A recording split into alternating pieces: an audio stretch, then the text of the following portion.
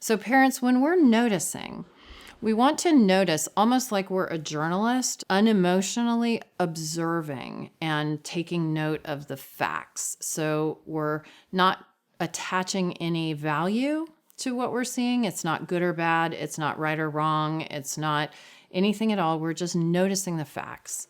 We're noticing how and when the anxiety shows up for our child.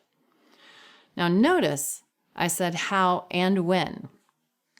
One important part of wisely noticing as a parent is observing what happens before the anxiety amps up and what tends to happen after the anxiety amps up.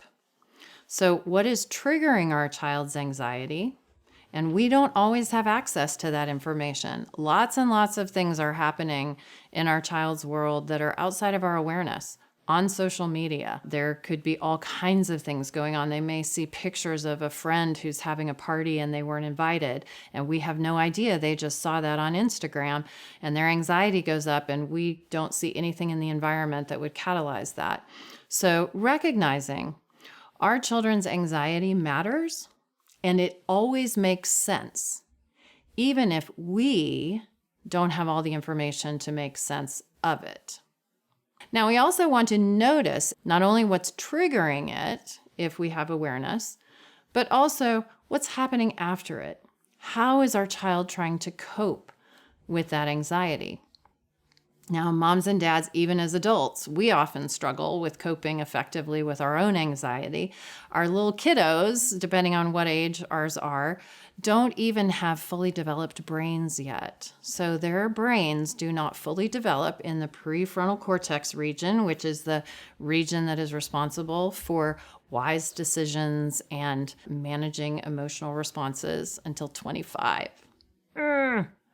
So what we know is that our children very often don't have great tools to cope with their anxiety. How are we noticing their coping when the anxiety is triggered?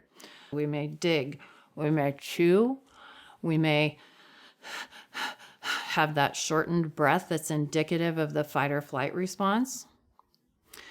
We may notice our children are smoking, vaping, abusing drugs, alcohol as a means of trying to cope with anxiety or depression or a lot of other negative feelings. Perhaps they're spending lots and lots of time on the internet. This is not uncommon. Unfortunately, that tends to make the anxiety worse. So you may notice that their coping, if it's ineffective coping, makes the anxiety worse.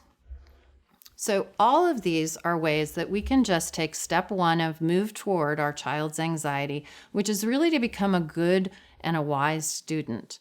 What triggers it? How does it show up in their body, in their thoughts, in their sleep patterns, in their internet usage, in their functioning? And how are they coping? What happens after the anxiety? Okay, so we're just getting curious. We are not affixing labels or value. It's not good or bad. It's not right or wrong.